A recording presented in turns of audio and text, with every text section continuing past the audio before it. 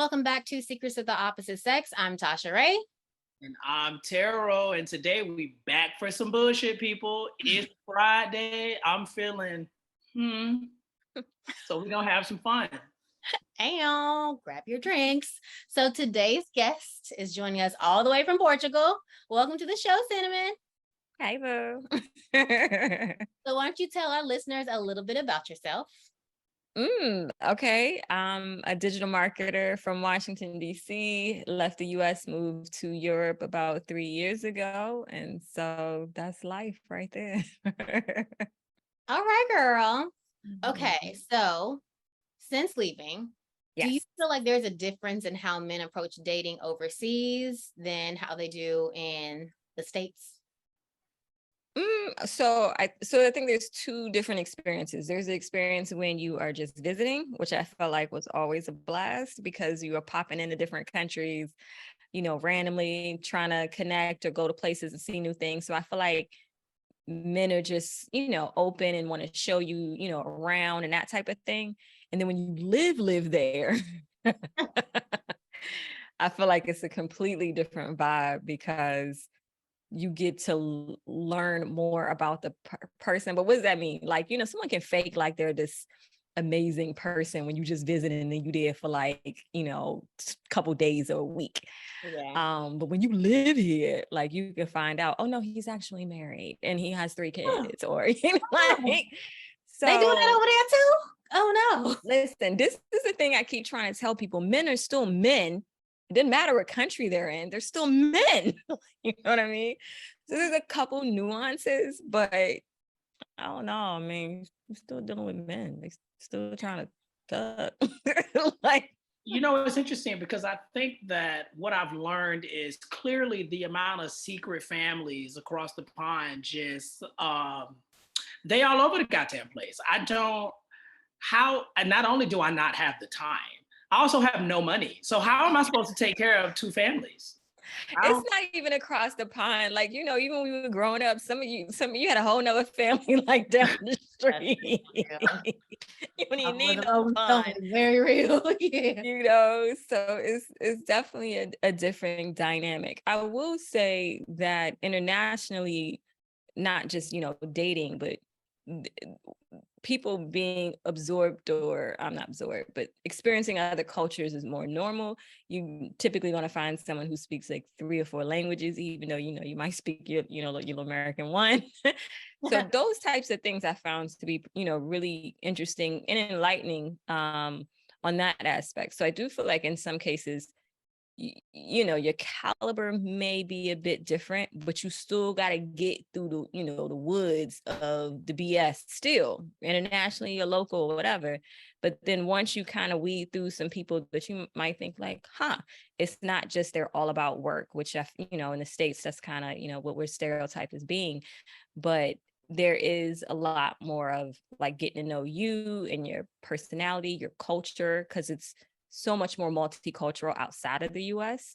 Yeah. US, we try to say we're diverse, but we're diversely segregated. Let's be real. So, you find much more of that experience. And to me, I think that's super cool. So yeah. All right, Sam. So do you feel like, in a relationship, do you prefer traditional gender roles? Like Meaning, do you kind of subscribe to the man is out making the bread, the woman is at home kind of in the kitchen? I mean, I can be relatively versatile. I just need to know what the game is, what the gig is up front. Like, you know what I mean? But I feel like the thing that stresses me out is like if you say you want this independent woman who's a hustler, who makes her own money, all this, and you still want her to cook, clean, like all of those. It's just like, well, dude, so what you doing again? Like, you want me to bring in the money and all of the, traditional female roles? I don't have a problem, doing that. It's whatever. But at some point, you're just gonna have to let me know what your position is. And if it just is existence, then we got a problem. I think it's interesting because realistically, you would, at least I can say from a gay male perspective, I feel like, okay, so if your man extra fine, that's cool, right? Like the body is right, the body is tight. But realistically, girl, where does he work? Because if I ain't working, if he ain't at work, then yeah, he can be in the gym for 7 hours every day, making sure that body is right and tight. But you just ain't gonna show up to me with that. And then I still need a paycheck because I have no money. So you ain't coming to me if you're looking for money because I don't have it. But you have it, which is why I'm coming to you. So I just, be warned that we need an I-9 signed because the people, you got to pay your taxes. All right, go ahead, Tasha. Oh my God.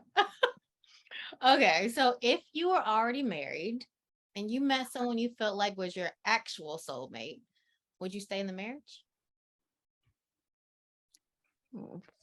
Wait, what? Shoot. If I'm already married, how long am I married? Am I already unhappy in the marriage and I'm about to go Let's anyway? say you're not unhappy, but you just feel like No. If I'm not unhappy in my marriage, if I committed to this dude, I'm gonna commit to him. I will leave a situation on my own merit before I would introduce another relationship in there. Like that's too much pressure for me. I'll just roll out. I don't know. All these today, everybody want to like add people to the shit. Like sister, what? How come they don't have like what's the equivalent to a sister wife? A brother, husband? Like, how come they don't? How come we never hear about that? I don't know if a lot of men can deal with their woman being emotionally and physically with another dude that they know and see that dude. You know what I mean? I don't think men can handle that. I think, which is probably why you don't hear about it or even know what the hell the name is for the men version of it. But I think with women, I think in some cases women are just, not all, but in some cases women just want to keep the dudes, so they just may tolerate some things. But men don't even really like knowing who your ex is and if that dude was taller than him or had a bigger situation than him. They don't want to know that. So you mean they gonna let you just roll up? I mean, some do it, I get it, but vast majority, I think I don't think they sign up for that. I could be wrong, but I actually think it's pretty interesting. I feel like younger Terrell was all about, yeah, I want to know everything about your ex and like tell me, specifically what his social is so I can scam him. But I wanted to know all this info, but I never understood how much that also contributes to my own insecurity. Because then when I start thinking about like, oh well, you can't like me because I'm not 6'6" and your ex was 6'6" and then I'm like, oh well, maybe I don't. Why am I? We don't even 8 + 8 don't equal 19. So it don't. The answer is no. Mind you, there are just certain things that I feel like you don't really need to know. So why are you all concerned about that? Specifically, if it was before you, everything is fine. Yeah. He ugly anyway. So does the amount of time that you wait to have sex with the person, say you wait a while, or maybe you don't wait a while, do you think that contributes to the success of the relationship? I really feel like it's, it's on the person. I mean, I feel like there's some people that are wired that, once they get it, they're not motivated anymore. And there's some people that it doesn't matter. For me personally, sadly, I've always kind of been like savage, like in the dating process as a woman, because I'm not really emotional. So I'm walking in with what I want. So if I find you attractive and if that's not what I wanted to do that day, then that's what I'll rock with. If I don't, I never process like, well, oh my God, what does he want? Like, oh my God, does he like me? Like, I just never been wired that way because I could care less. Like I can be, if I am attracted, it's usually because mentally they just pulled me. And I'm an Aquarius, so part of that is probably my issue. But if you pulled me mentally, then I'm like, oh, okay, sir. Like that's okay, But other than that, I usually think most people are idiots. So I'm usually turned off in a matter of like minutes. And if I do want to sleep with you, I don't want you to talk to me afterwards or even attempt to like go away, So. Oh, sorry. That was kind of how I was. I can't stand y'all Aquarius people. Why y'all like that? I know it's Why terrible. don't you feel Listen, anything? if there are women who are listening to this and you are dating an Aquarian man, Sorry for you should first. probably go. Like you should probably leave immediately. I think the only benefit is because I'm a woman, that my lack of clinginess and not giving a hell, men find that attractive or think they're like, oh, she wants me to change them. No, I'm not interested. No, I'm not interested. It's not that I want you to chase me. I just really don't like you as an individual. And for some reason, they find that attractive. What's weird? I don't know. Something they need to go to therapy for. And then apparently, I don't know. But yeah, we're not wired very emotionally. I mean, so I shouldn't say that. I feel like we feel like the greater good of like society and the world. But if as a man, I feel like being the woman of an Aquarius man, you want to feel like he's about you and he's more like for the people. Not to say he's sleeping with people. He's just like a man of the people. Like Oprah and I share the same birthday. This chick ain't got married. She got a whole ass man that they've been rocking with and she ain't never married him. But her life has been about the people. You know what I'm saying?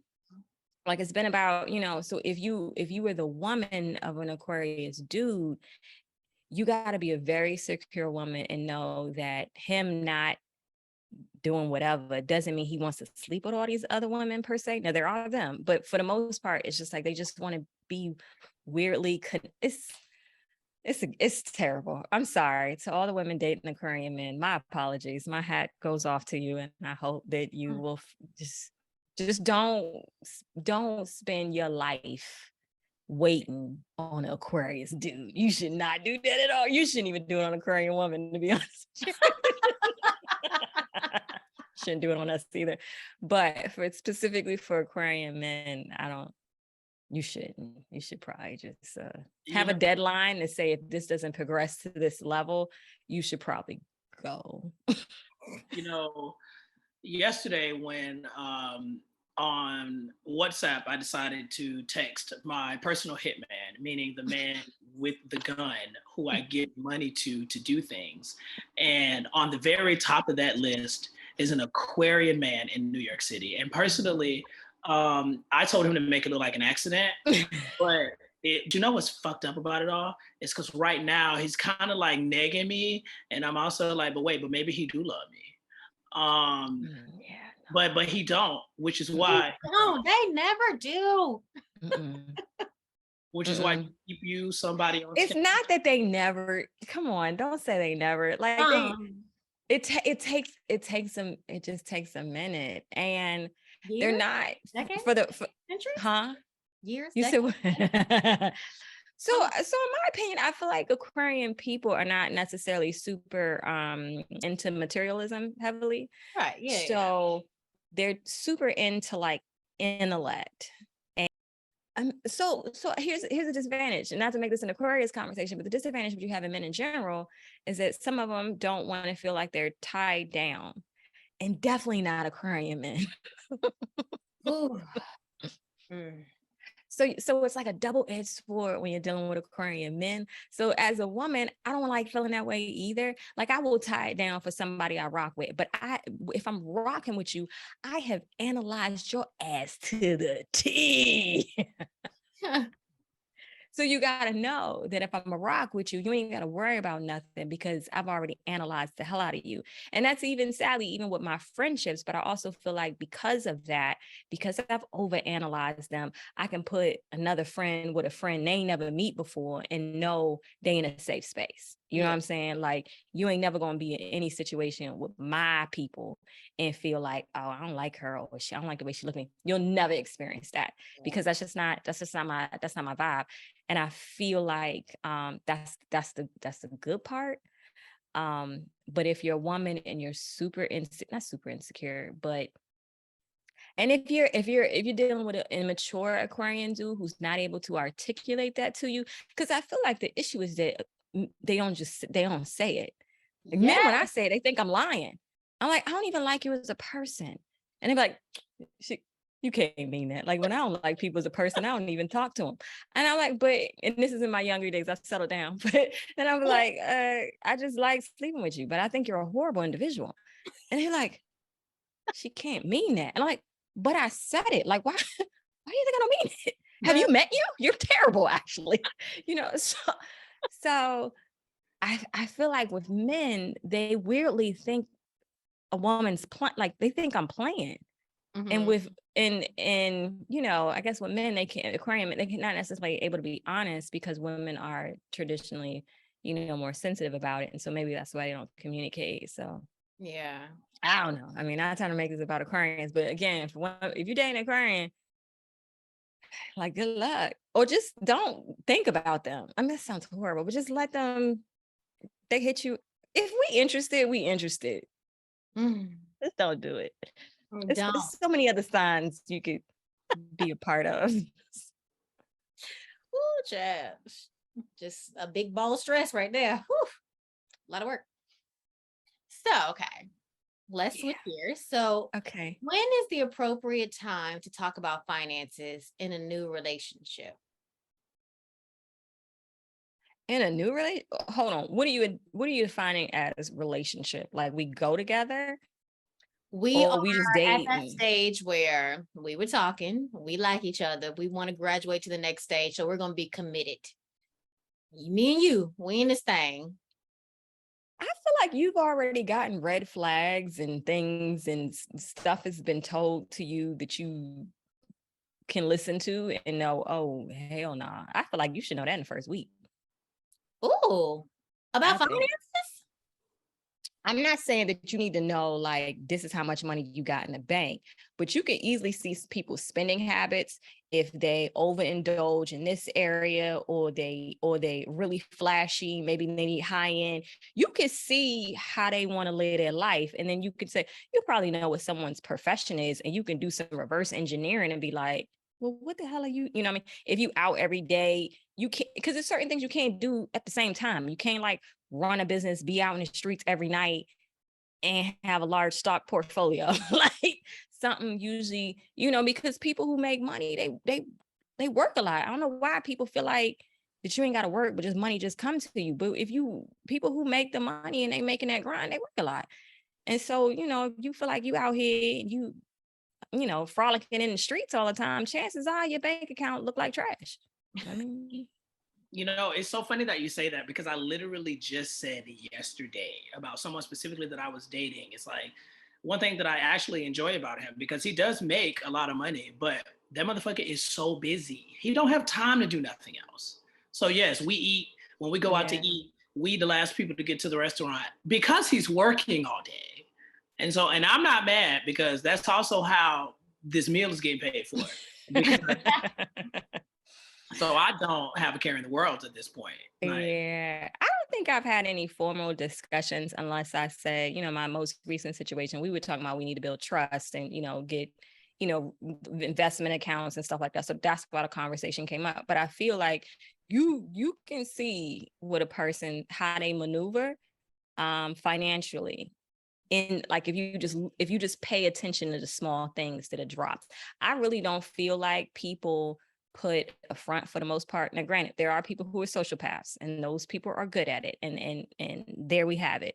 But for the most part, most people no disrespect, but they're not smart enough to be able to give you a whole different person every time. I just feel like sometimes we're caught up in wanting to see things this one way, because if you ask your friends, they were like, oh, I hated him day one. Well, how did you hate him? And it's just like they saw it because they didn't have the level of connection that you felt like and how you painted the situation.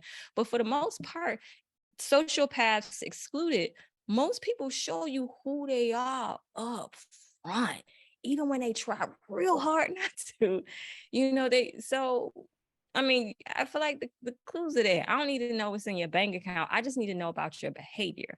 If I can't trust it, if we have money collectively, that you're going to be out here in these streets or buy a new car and you ain't talk to us or go do all these things because that's how you do in general, that's how you move in your situation, then that doesn't really make me feel safe. But you see unsafe spending practices before you even commit to them, in my opinion. No, I think that's true because it's like because I feel a few ways about it because I think that in the past I've always thought that I'm not really worried about finances until those are applicable with my habits, meaning I'm not worried about what you have in the bank until we decide that we're gonna sign on this home together, or before we decide that we're gonna take out this loan together. And then I'm like, all right, let's sit down and break down, what's happening, assets, debt, before we decide to go buy the new Ford F-350 with the package because I want it with the 22-inch rims. But what if that's too late? What if that conversation happens after you're a year in and you realize this person has terrible credit, this person is in so much debt, this person is not in a position to help you buy some shit, like you gonna be helping them buy the shit because they can't do it on their own. Well, to speak to what Sin just said, I think that that's something you kind of should notice. Now, it's one thing for him to be completely bamboozling you, right? You're getting dined, he's buying you all the things, you have all the bags and things, and then you find out that, oh, he don't really have it. That's one thing. But I also think that is, like she said, if he at the club every weekend buying bottles and but somehow you get a text message that be like, hey, I need you to help me pay an application fee on this apartment. And I'm like, your application fee was at that sparkler in the Ace of Spades that just came out. I don't understand how you ain't got it. So I think that it's something that you definitely have to pay attention to. I mean, I don't pay attention to it famously.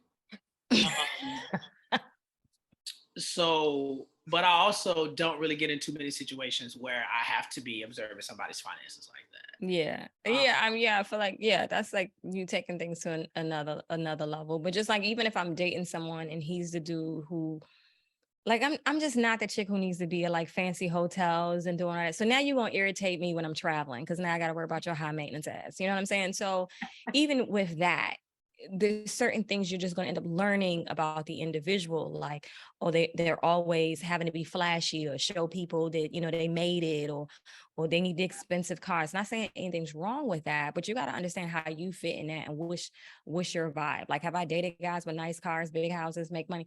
Yes, but I also found a lot of those dudes don't have much of a personality.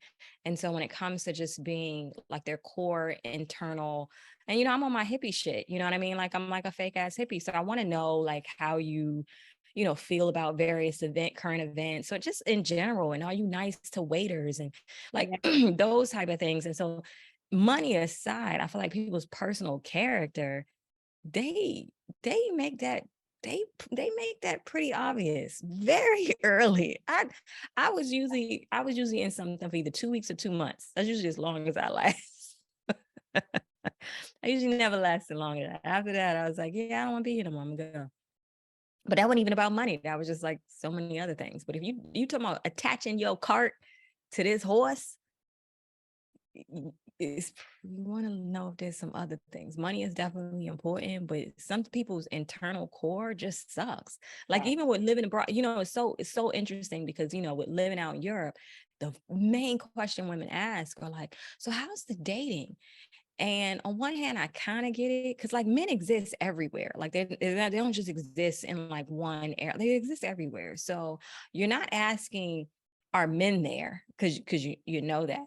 You're not asking, well, are they nice to me? You're just saying, how's the dating to a person that you don't know and you don't know how they're dating. You know what I'm saying? So I never know what to do with that question because your dating could suck because you're an asshole. Like it may not have anything to do with your location. You may not even be a good friend to your female friends, to your male friends, and you're thinking you don't have anybody because of your location. That's hilarious. No, you suck. And that is why you don't have anyone. So, okay. So with that being said, a lot of people are having issues dating in a variety of different states, so even international aside, right?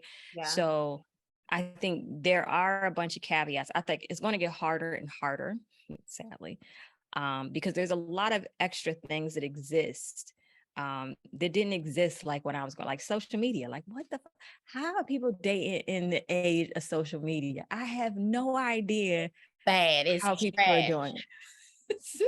And so everyone's in this constant comparison of, is this woman better than what this woman could be that I don't even know? Or is this man better than, so you have this weird thing. And there is a population of people that just, because they see you in social, they almost get starstruck, and you're a regular ass person. And so then even the tensions aren't real there. So it is known for major cities for singles to have issues dating. That's just what that is, right? Because I know if my ass lived in Atlanta before Atlanta became Black Hollywood, but if I would have moved to Georgia like a long time ago, I probably would have had 3 kids, a husband, and be 450 pounds. You know what I mean? Like, that's just what my destiny would have been if I would have moved down south, right? So city life gives you options. Sadly, it gives you options in dating. It gives you options in things to do. It gives you options in your career. It gives you a whole bunch of things that can compete for your time. And so just the character of city life is those options where, down south or other places, the expectation is you go to school, you get married. That's not really the expectation in city life. You know what I'm saying? People in the city, even if they're not from there, they've gravitated there because, what city life gives. So attractive. Yeah. Yeah. So, I mean, it breeds a different group of people. Like, not to say people outside of the city aren't ambitious and stuff like that, but if you make it in the city, you gotta hustle. You gotta make the money. You gotta grind just to keep an apartment. And it's interesting that you say that, because I think I learned that while I was living in DC, but I have really learned that now, right? Like, New York is a different goddamn city. Lesson. When people say if you make it in the city, you can make it literally anywhere. You can make it anywhere, because it's some whole other shit going on up here, and it's like shit that I didn't even see coming. And it's stuff that is. It ain't all bad. It's just like, God damn, stuff in this city is so unnecessarily hard. And I've been like this, and then you multiply that by the grocery stores are the size of my bedroom, and the train has 400 people on it, and it ain't air conditioned. And so it's like, what am I supposed to do?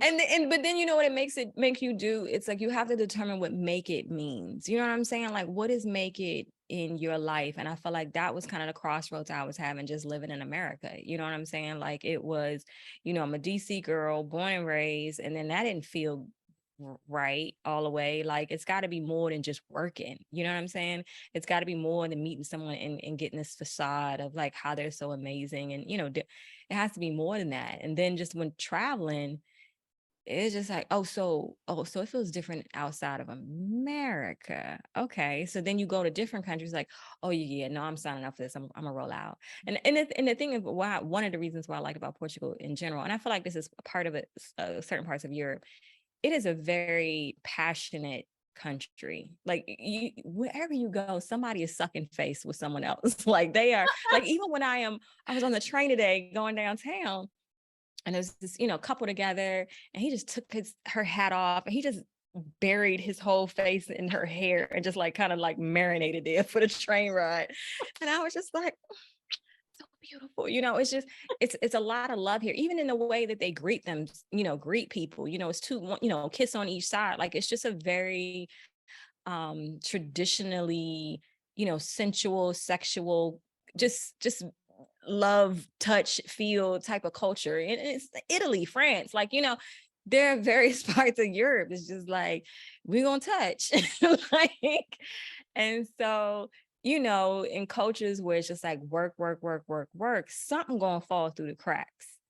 Your interpersonal relationships may not be that great. Now, your quantitative evaluation is awesome. You make great money, you doing these things, you got this stuff, but your qualitative skills are horrible.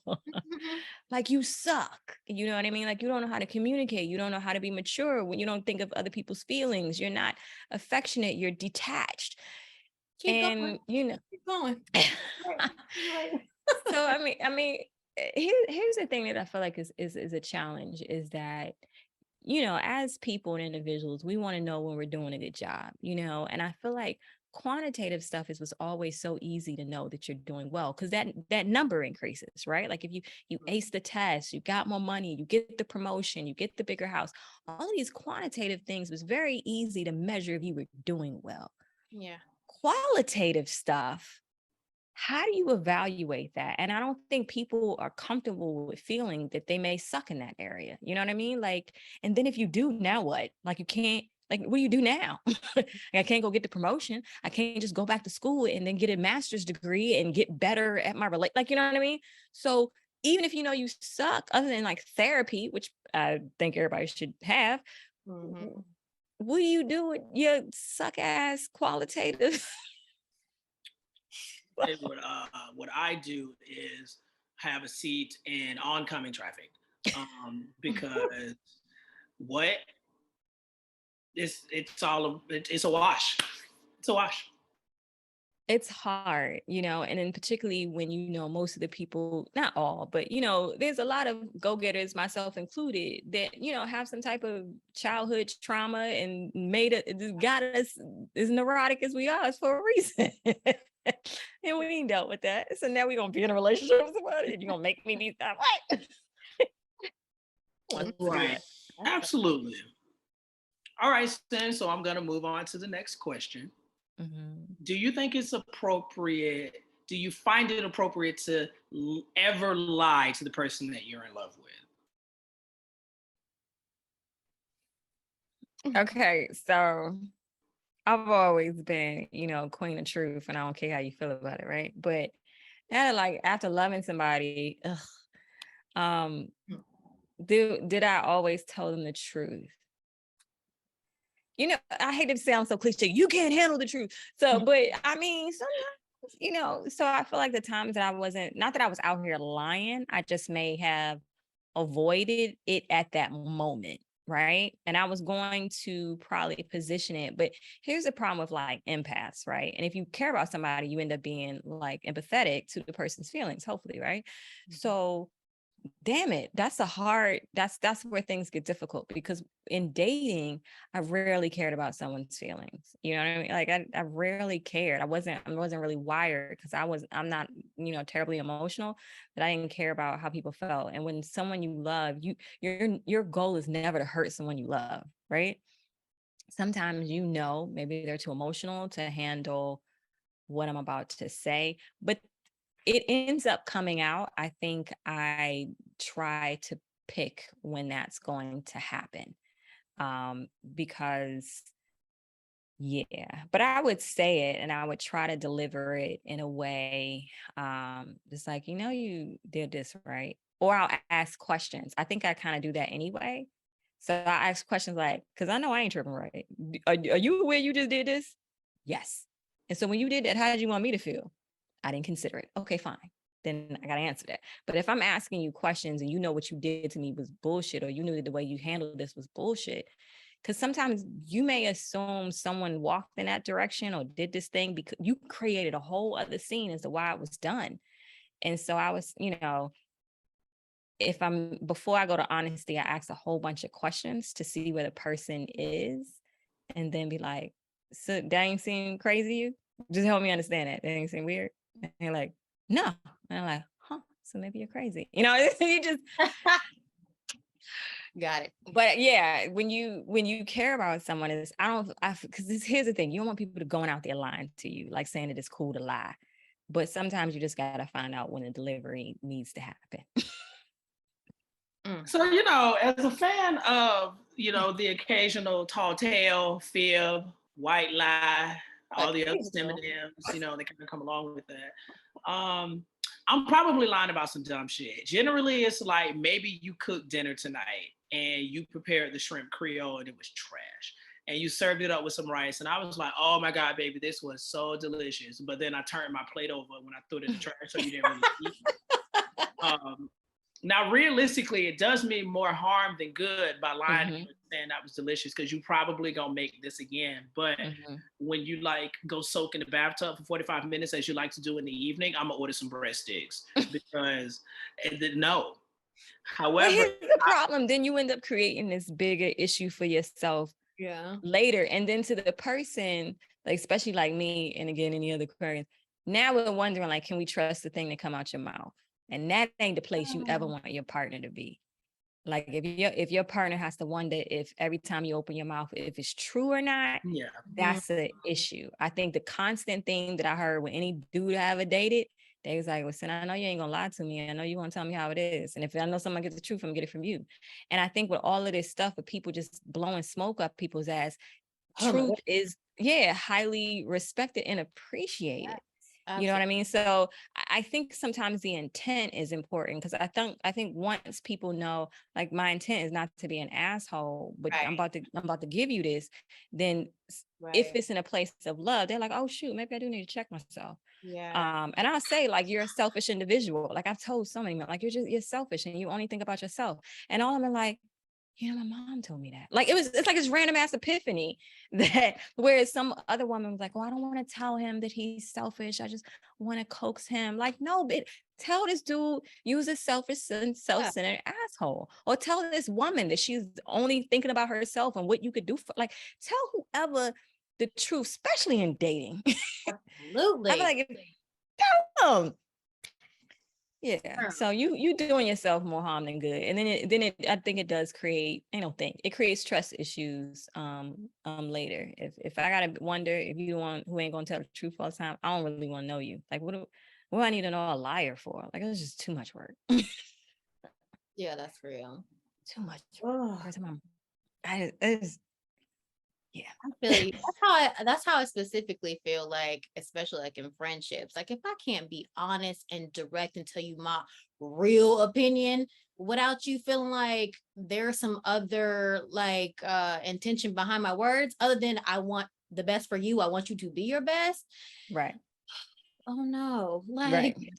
And if you're my friend or we're dating otherwise, and you somehow question that out of everything you've known of me on some friendship stuff, then we probably don't need to know each other anymore. Like, we need to probably just we probably just need to, I bid you in adieu. You know what I mean? Because that is in turn you're questioning that person's character. Like, somebody has a like ulterior motives in telling you whatever they're telling you. Yeah.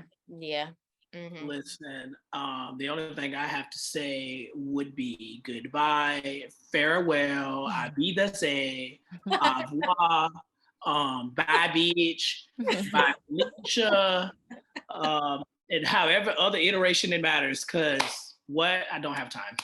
Good night. I'm 30 now. Who got time for this? Oh, you're just 30. I know, like, just like, it hit me in my soul, like, damn, bitch, you old. Damn,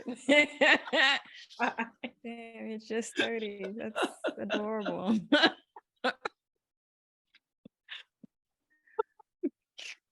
Okay, so what are your deal breakers, or what red flags would turn you off when you're getting to know someone during the dating phase? My deal breakers are not, you don't treat people well. And I'm just like, because you can fake treating me well. Like, you can try to wine and dine me, but if you're rude to the wait staff, or you're rude to like just random people, those are massive red flags for me. Like, I just don't like people who don't know how to treat people. Because then when the cards fall, you're going to be just as raggedy to me. Like, I need to know you treat the janitor with respect. You treat everybody, I don't care what their position is, you know how to be nice to people. And that's like a bare minimum baseline, but you'd be surprised at how many times people just don't, like, they want to know who you are, what benefit you could be in their life before they would be nice to you or be good to you. And I'm like, that's a massive problem. So that's my deal breaker, not just romantic relationships, but if I like meet, a chick out, she's, I don't know her and she's trying to make friends. And if I see her, giving those types of vibes, I'm like, hey, I don't want to know you, girl. Like, that's my deal. DC vibes. And can I say something about my city real quick? Because I know everybody give DC so much heat. Here's the thing. If you meet people who were born and raised in DC And I feel this way about people of Georgia as well, and California. Unfortunately, when it is a state or a city that people migrate to, it's the immigrants that end up fucking up the vibe. Like, it's the immigrants that end up making it seem a different way because they're the ones that's out. You know what I'm saying? It's like, if you went to college then, you went to high school then, you ain't out at the clubs. Like, you may have something at your house and it's with people you went to high school with. And it's people you already know, or it's people you work with. Like, that's kind of how that is in every state. You know what I'm saying? If you know the people, but it's like when you move to a place, you have to be social because that's how you're going to meet people. And so people who move places, they tend to be out, and more people tend to be weird. And so when you out meeting all these weird people, they assume it's of the city, and it's not. Like, if you go to Georgia and you meet people who are born and raised in Atlanta and born and raised in Georgia, they are normal as hell. If you meet people who just moved to Black Hollywood, they crazy. Like, they are weird, and they gave all of Atlanta a weird ass vibe. But people born and raised there are normal. People born and raised in California, normal.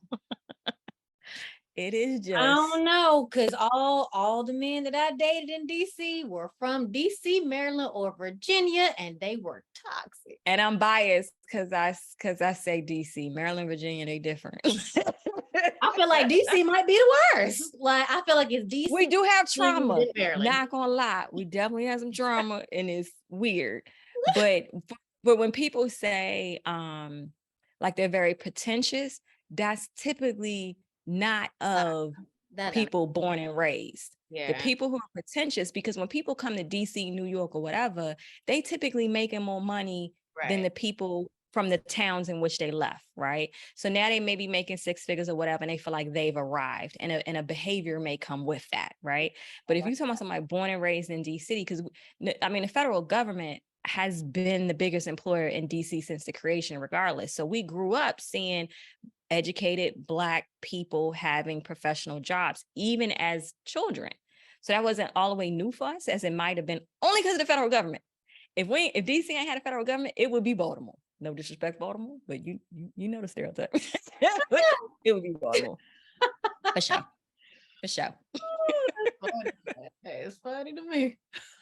Well, speaking of deal breakers and red flags, we're going to venture into my favorite portion of the segment, the red flag game. So basically what this is we're going to ask you a series of questions on whether or not this is a red flag for you, and you can delve deeper into them or go into story time if you feel. You ready? Okay, I'm ready. Okay. So, is it a red flag if he is extremely frugal or tight with his money? Is it a red flag? No, but it does cause for more investigation. Okay, sure. I think I can agree with that in a way, because when I think about something like that, I'm thinking about all the small stuff, right? So if I go to the Safeway and I need some aluminum foil, I want Reynolds wrap. That's what I want. It's thick, it's quality. You bought the Safeway band that rips in 5 minutes, and I want to know why. Because these apples ain't equal. So I need to know why you didn't choose durability over a Q-tip of foil. So okay, what if they're this extreme? Because I actually had a grown man tell me this is what he did. Okay. And I was like, oh my God, and this girl's still dating you? So he's like, when we go to the club, I'm not buying no drinks. At the club, I'm not paying $10, $15, $20 for a drink. I'm not doing it. So what you gonna do is you gonna pregame in this car. But I'm like, what if I get thirsty to go another place? I don't care. You gonna pregame in this car, and that's it. I'm not buying you no drinks in the club. That's not what we're doing. I'm not all the way against that, though. What? That would be, sorry. It wouldn't be a deal breaker. Are you thirsty? You might be in there for a couple hours. That shit's gonna wear off. You might want another drink. Might be a good drink. I don't know. But really? So I gotta get an ice water because you don't want to buy it? First of all, when I'm at the club, I'm here for two reasons. I'm either here because I want to hear the music, or I'm here because to drink. And if I'm at a place where the music ain't given, I'm gonna be drinking. So why else am I here? What are we doing? I don't mind pre-gaming in the car. Does that speak Wait, something to me? okay, but you're not allowed to buy a drink in the club? First of all, did he say not allowed? Like, Okay, with a pregame. that's a bigger issue. F the frugality. I mean, but Don't you come up here and tell me what I'm not allowed to do at the damn club. That would be the Yeah, issue. that's First That's off. part of the problem. That was part First off, now if you're just saying you want to be frugal, you don't want to spend all this money on drinks. I get it, because drinks in the club now are what, $80 now? Basically. Somebody Like, else not on even- the table. They Like, charge you $400 for Jack Daniels. I'm not even mad at that. And if, for his real talk, if I want something, I'm getting my damn self. Like, let's be real. that's what I'm But saying. But we should have to. If you're my man and I'm thirsty and I want to drink, why is it a problem? okay. So here's the thing. Club, I can't relate. But if you tell me we at brunch I mean, and I can't get my damn eggs, so I can't get my whenever they're food. selling alcoholic adult beverages, and you're thirsty, and you better go to the car. I don't all the way mind that, because I get it. Like, if the frugality is like, babe, you know, we on this investment stuff, we on it. I'm like, all right, babe, we'll ride with it. We'll pregame. I just feel like it has to be some give and take. Like, if it's just you just cheap forever, and Yes. because if you cheap, Everything. here's the thing: if you cheap on everything, is when it's going to be an issue. Because I may be cheap on like hotels, which I am. But like on other stuff, like food, I'm gonna pay. If I want to eat it, I'm gonna eat it. I don't care what the bill is gonna be, but give me the food I want. Like, you know what I mean? So I wouldn't say it's a red flag for me personally, unless this goes on every aspect of the life. And if it does go on every aspect of life, and you're not telling me that your investment account looks great, or that your savings account looks great, or your IRA, your 401ks, your self-directed ain't right, and you just bitching over drink prices, then that's a different issue, in my opinion. But I ain't got no problem pre-gaming in the car. I'll do that. I'm the chick who'll go to the movies with you and have a full-fledged meal. I mean, movies is different. That shit is stupid. Like, that's dumb. Like, that's right. dumb. Like, I fully support that. Even as me, like, I go to a lot of music festivals, right? And a fucking bottle of Corona is $18 at a music festival. So it's like, generally, I'm getting trashed before I get there. So that way, maybe I don't have to buy 15 Coronas. I can buy 2, you know, to save myself some cash. Because the same thing with food. I'm gonna eat a whole meal before I get here, because these nachos are $22, and who's spending that's some chicken breast, broccoli, right? In a way, this economy going, everybody need a flask. Shoot. Literally. And I got alcohol in every crevice of this goddamn body. So it's getting snuck in. That's not a red flag for me. Okay. What's the other red flag? What if he introduces the idea of having an open relationship because the relationship is long distance? So he might get lonely sometimes. So here's the thing. Because for me, open relationship means we're just not in one. So if you cool with me fucking other dudes, I mean, yeah. If you cool with me sleeping with other men, then you can sleep. Here's the thing. If you're not mine, I could care less who you sleeping with. Like, I think that was always confusing, even in dating. If we're dating, I don't care who you sleeping with either. Because don't ask me to do something you ain't ready to do. That's just my whole thing in general. If you feel like you still want to sleep with people, have at it. You just telling me I could do the same. And if we want to connect, we can, or possibly, I don't know. But then that just mean you cool with me doing it. And in any situation where you ask me to do something that you ain't gonna do, then we not gonna know each other no way. That's the red flag. I like Is it a red flag for a man to be of a particular age and own no property? It depends what you want to do with him. Like, if you're saying this is someone you want to attach with and you want to have a future, and you're of a particular age and there's no assets, meaning you don't have any, cash, and you just have your job, if something happens to you and you're of a particular age and now you bankrupt because of your health condition, what are we supposed to do? And do I like you enough to care about that? You know what I mean? So it just, it depends on what you want to do with that guy. If you just, hanging out, having a good time, catch him when you see him, then who cares? Who cares what you have? Like, just go for the quality you like and roll out. Male, female, indifferent. Like, I just don't believe, sound like a hippie again. I just don't believe that when you meet someone, you have to be in a relationship with them, even if you like them. Like, it frustrates me when men would meet me and be like, or do something to insinuate either they want to sleep with me or we need to be in a relationship. And I'm like, you ain't even know me long enough. We could potentially make some money together. You haven't even taken the time to realize why we were put in each other's relationship, in each other's like sphere. It doesn't mean that we were supposed to date. You ain't even know if I like you yet. Like, just calm the fuck down. You know what I mean? So I just feel like sometimes the relationships you have with people can be fluid and different, and concentrate on just being good to each other first. And then if that evolves into some type of relationship, cool. But that's not always what it's supposed to be. And I don't want that pressure. I don't want that because I met a man, we should automatically assume that we're supposed to date. Like, we can make money together, or you may introduce me to my soulmate, or we may just like each other's company. You can like someone's company of the opposite sex and not want to sleep with them. I think you really said a mouthful with that, because that is definitely something that I have never considered. And I don't, I've never really looked at it that way, in a sense that it's like, just because I'm going out with you don't exactly mean that you are supposed to be this person. And I think, especially in the world of online dating, I think that, telling myself that I'm doing this with intention. But no, I think that's very interesting. I've never looked at it that way, because just because we hear, sharing the appetizer, that you ain't got to be the appetizer. Well, you're probably gonna be the appetizer if it's me, because I'm a hoe. But it's usually what happens. But no, I've never thought about it like that. I think that's so interesting.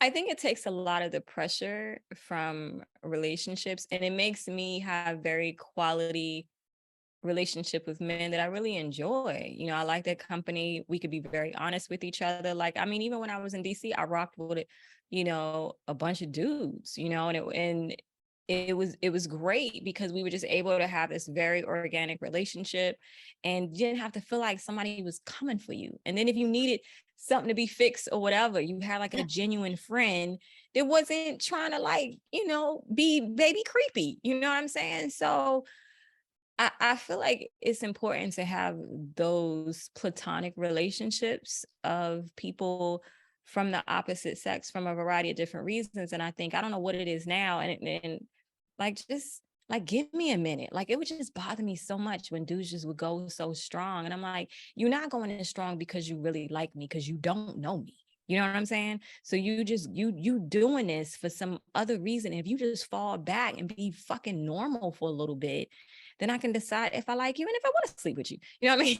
So, or not. You know what I mean? Like, just give me a minute. And I would say, even the women, like, just because you meet a dude and he happen to say you pretty, don't mean that y'all need to date. Because usually that's enough for me. Sometimes that's all I be needing. And, I may or may not be trying to have your kids. It just, that's just the way that I be operating. Because this little heart, listen, all right, I can't take a whole lot out here. God, that sounds stupid. It's a lot. I feel like it's a lot less pressure just in general and in life when you can just say, do I enjoy this person's company? Male, female, indifferent? Do I like being around them? Because then ultimately, just like it is with your platonic friends, like, I miss my platonic friends. I think about them. I can't care how they're doing. I'm not going to purposely try to shit on them. I'm not going to, all of those things. Like, and I feel like because we don't even have a foundation of friendship on dating, that naturally you're not going to consider those things. And I remember I had to check a dude I was dating a while ago, and he would like have this propensity to not respect my time. And I was like, and he kind of made these jokes like, you just come by when you try and get laid. And I was like, because you don't respect my time. And when I come at night, I know you're gonna be here. So that is why. He's, what do you mean I don't respect your time? And I gave different instances. And he was like, he gave some excuses. I said, listen, you're a businessman.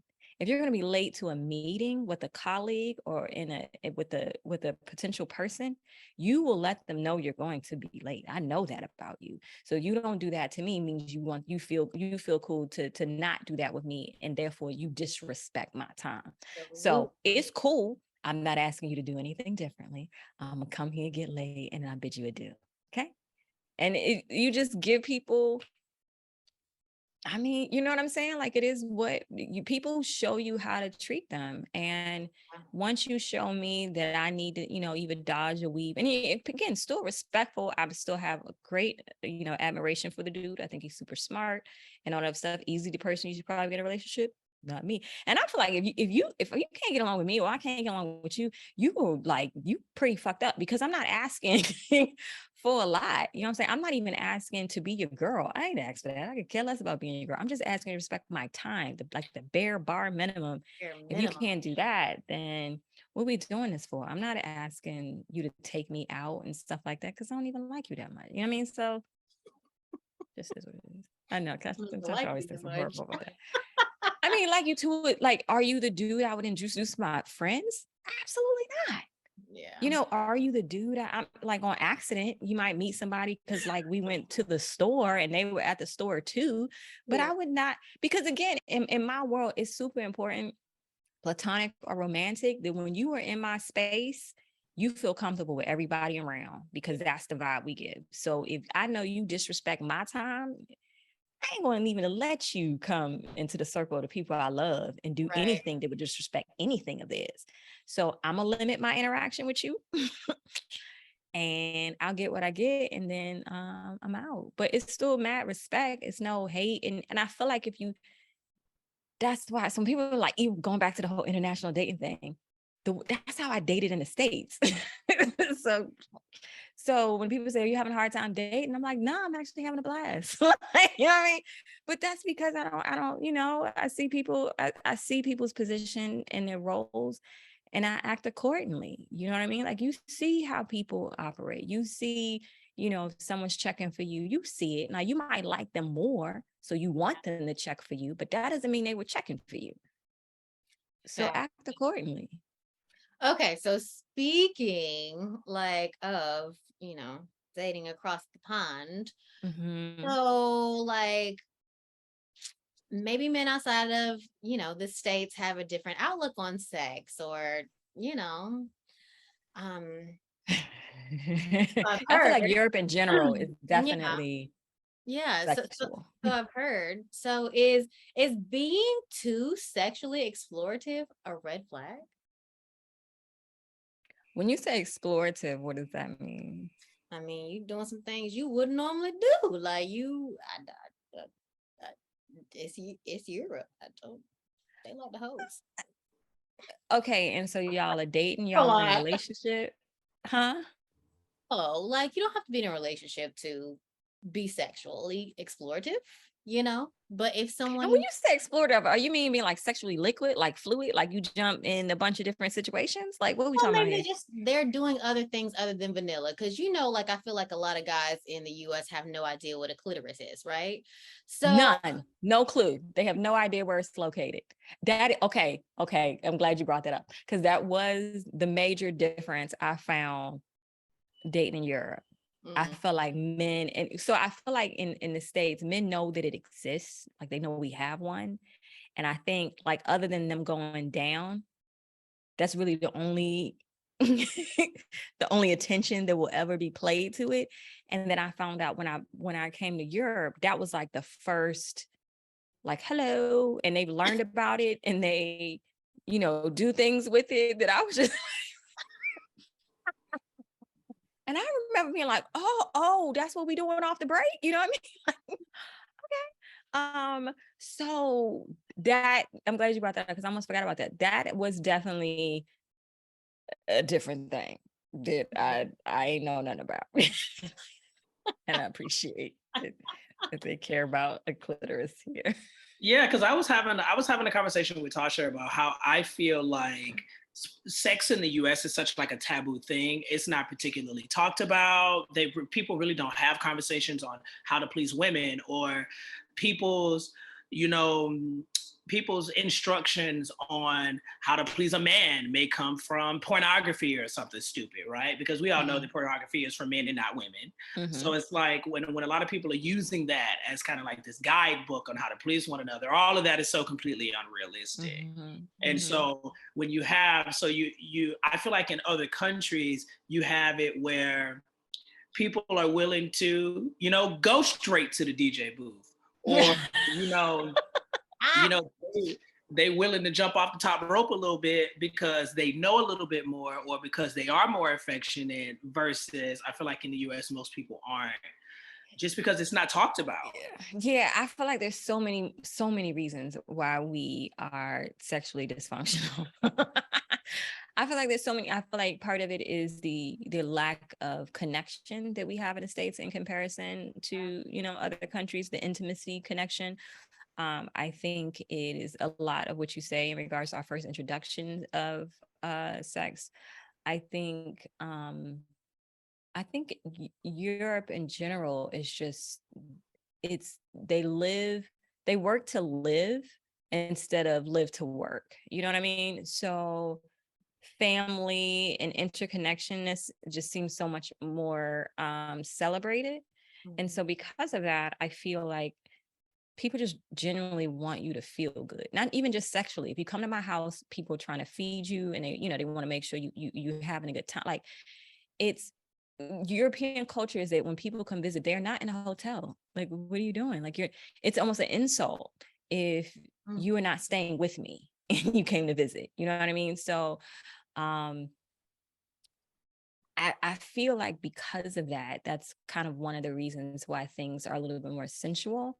And then I think it's more, the expectation is that sex is an experience and opposed to something we finna do right now. You know what I mean? Like, both parties just, I had great times.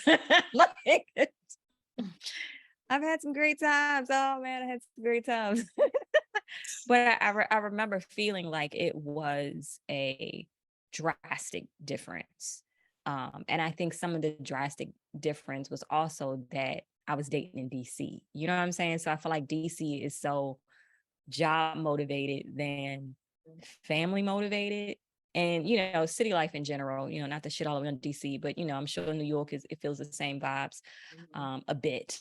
So it's harder. It's harder to connect with someone when you got your basic needs. It's just like a kind of struggle and a hard thing to get it. Like, you got to work this amount of hours. You got to get overtime. You got to pay the car note. You got to pay childcare. Like, the fact that people have cars and kids in the same household, I'm like, how the hell are y'all affording it? How?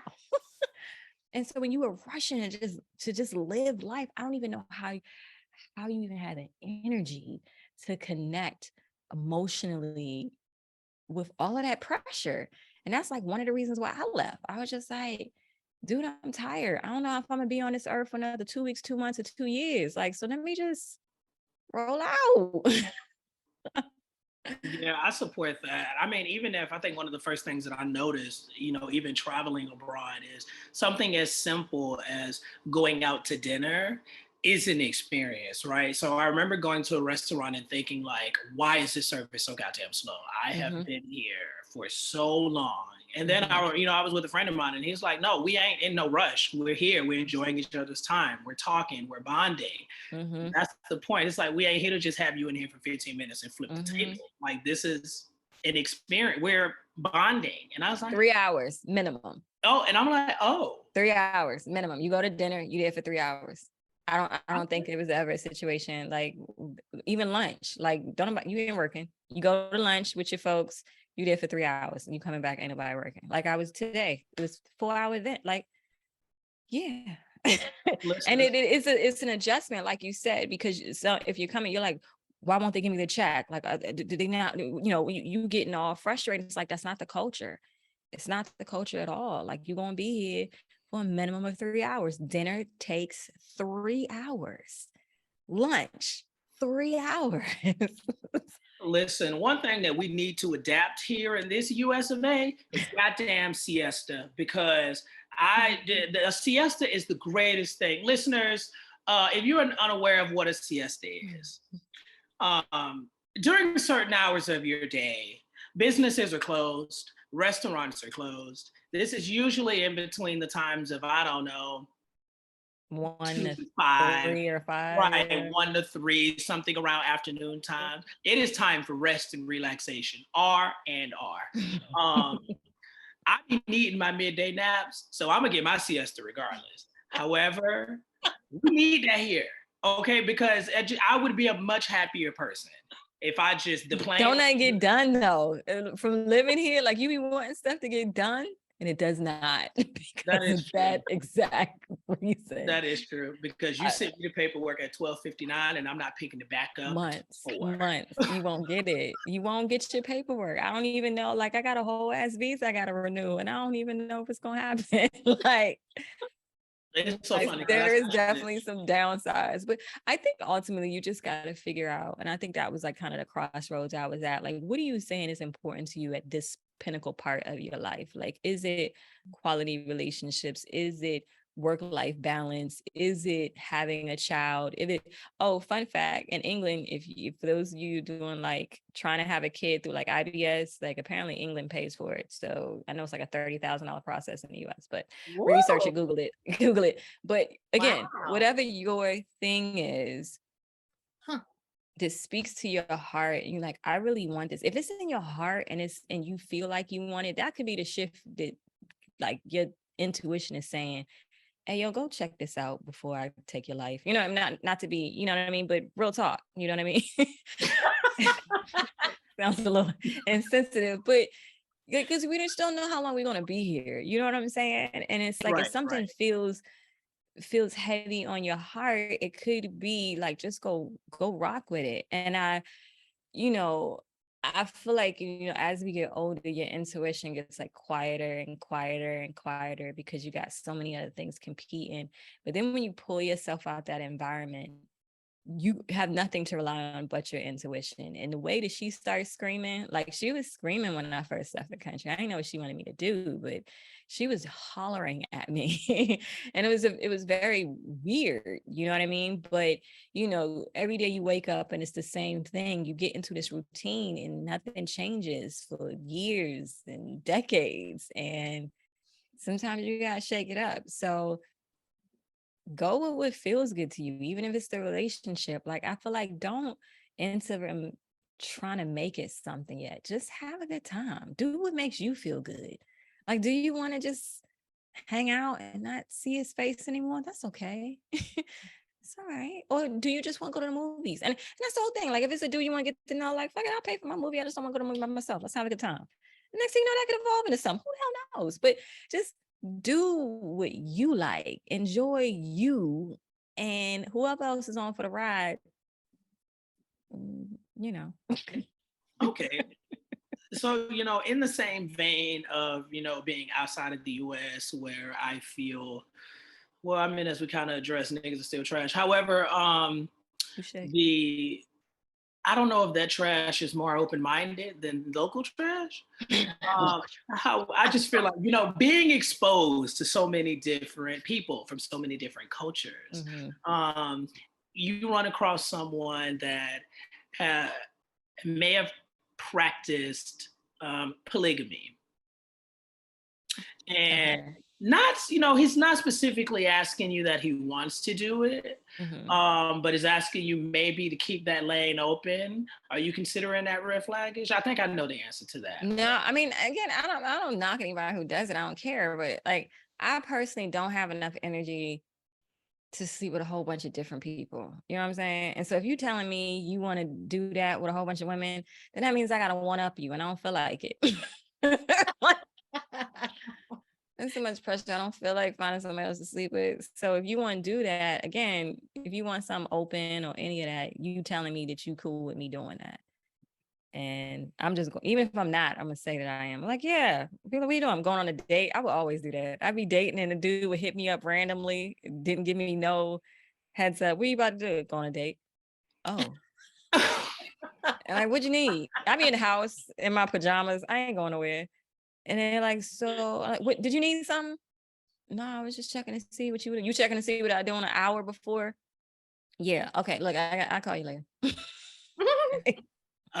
Me personally would have been like, well, you enjoy that bitch then, I hope her coochie fatter than mine. Like, I would have said something completely ridiculous because I would have probably been my little heart would have just been so broke. But again, if you think it's about somebody at the last minute and now you want their time, you only saying want to a couple things. You know what I'm saying? Like, yeah, absolutely. so you can't be all the way mad at it. And then I'd be lying because I just don't feel like being bothered. And that never worked well. I can't say I don't feel like being bothered. What you mean you don't feel like being bothered? But if I tell you I got a date, that shuts you up real quick. And that's really all I wanted because I'm going to bed. Literally. That shut my ass up. But now I can't. Like, I got a whole ass dude now. So I got to like be considerate of things. Okay. Okay, guys. So that was a good red flag round. I liked it. So now we've come to the part of the show where we give you the opportunity to ask us a question that we must answer. So Ian, what you got for us? So my question to you, Tasha, let's say you were dating the man of your dreams, right? Everything is great, everything is cool. And then later on, you find out that they have a kid that you didn't know about. What do you do? That's crazy. Like, ooh. What if he didn't know? What if he didn't know? I mean, that's one thing. That's one. Him not knowing is one thing. Like, I can't blame you for something that you had no knowledge of. Right. Like, we would handle that. But if you knew you had a whole entire child this entire time and you said nothing to me, it's a wrap. Because that's crazy. Like, that's ultimate deception. So you already in love. Well, I'm gonna be out of love then. That's not gonna work. Interesting. Okay.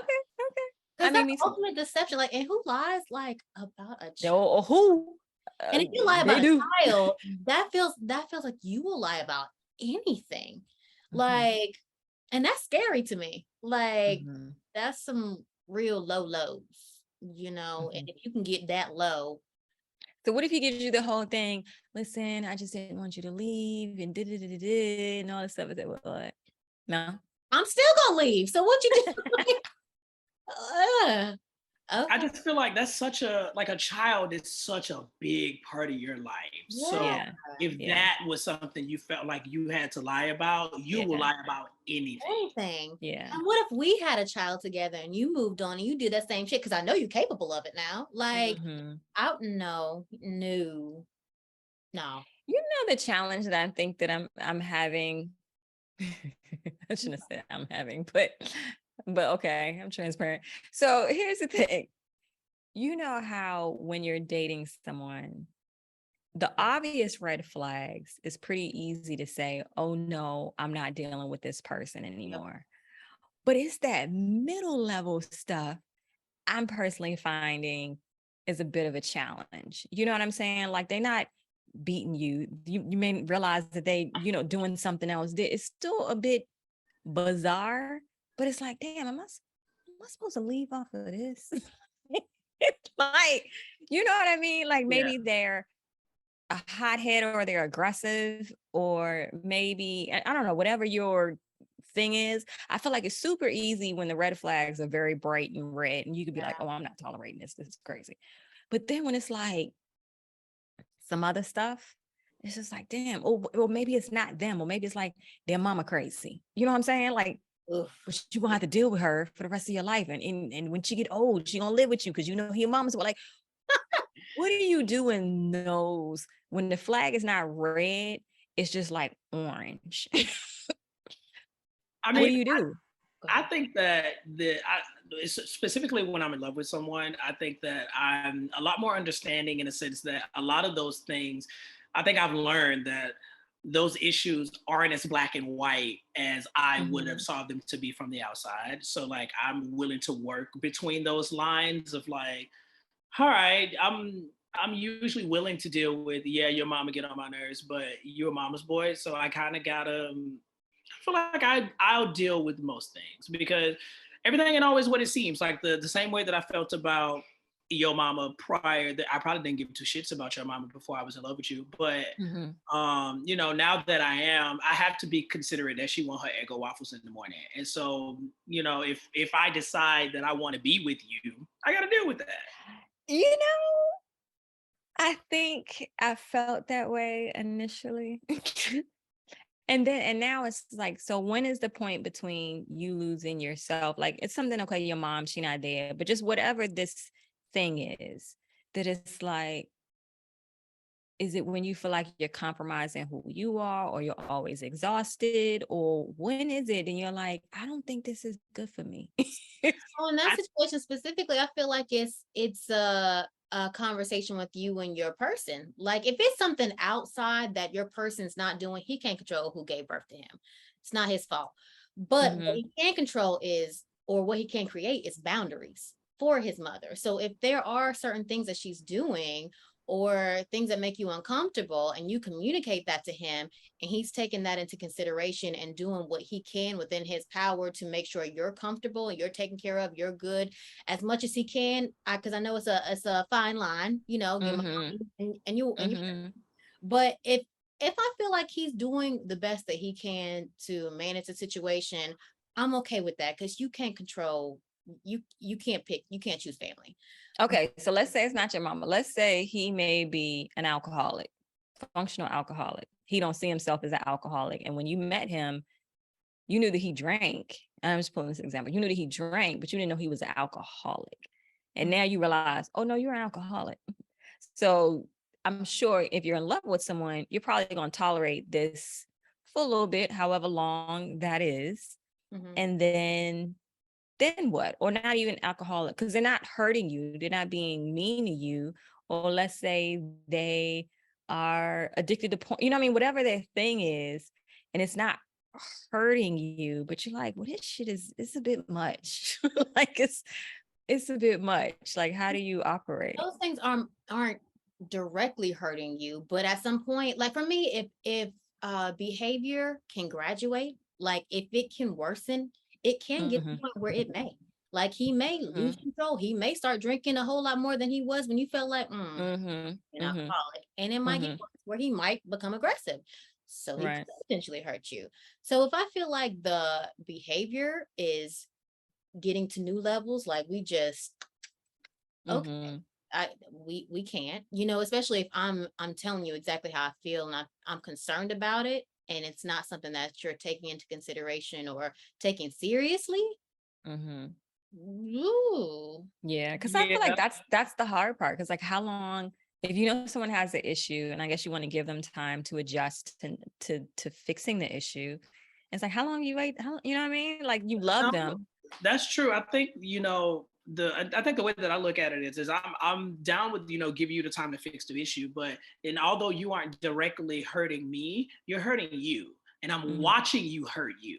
So now that's hurting me, right? Because this is, you know, you calling out of work because of this, or you like not showing up to meetings, or this is, I'm watching this affect your real life. So yeah, sure, you know, you ain't got to be whooping my ass or being aggressive with me. To me, that's those small things that I'm seeing, like you waking up too late or whatever because you was wilding the night before, is like, that is, I can't go past there.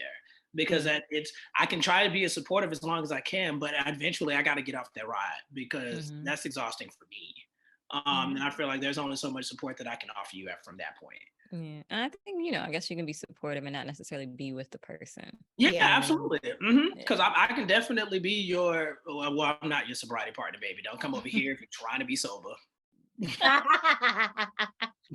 Not over here, baby, because it's giving turn up at the door. So don't come over here with that. But you know what I'm saying? If you wilding one day, I'm gonna listen. I'm gonna probably be lit too when I'm listening. So it's like, but you know, I'm here to support you in all things. It's not. Oh, he's silly. Oh my God. That's real. Yeah, we have talked about some very interesting stuff today. My mind is over here fucked up. When she was like, damn, just because you meet somebody, you ain't like, that ain't gotta be your man. I'm still over here shook. Like, I'm about to change my Tinder profile immediately. Like, I have some, I'm so happy this recorded. I need to go and double back to this and then like make sure I got all the notes, you know, appropriately. Because Hello. I'm about to fuck the game up. Yes. It's going down. That is Hell, funny. class today taught us some things for sure. Especially about these Aquarius people. I'm still in my feelings about that, because yeah. Well, listen, girl, I have a hitman. If you want his number, you just let me know. Bye. On that note, Sid, thank you so much for joining us today. Thanks for having me. Please let our listeners know they can find you online and what's next for you and all your businesses and what you have. Like, what's going on next? Yeah, I'm just trying to live the dream. You know what I mean? Just Instagram is Driven Spice. That's really it. And just out here just trying to live and enjoy every day like it's my last. Listen, be sure to download the Secrets of the Opposite Sex app, subscribe, like the podcast. I love watching the comments and reviews, unless you're selling out, in which case I don't love and watch comments and reviews. We'll have the extended, interviews on YouTube. Check it out. Listen, it's always been love. See y'all next week. Bye.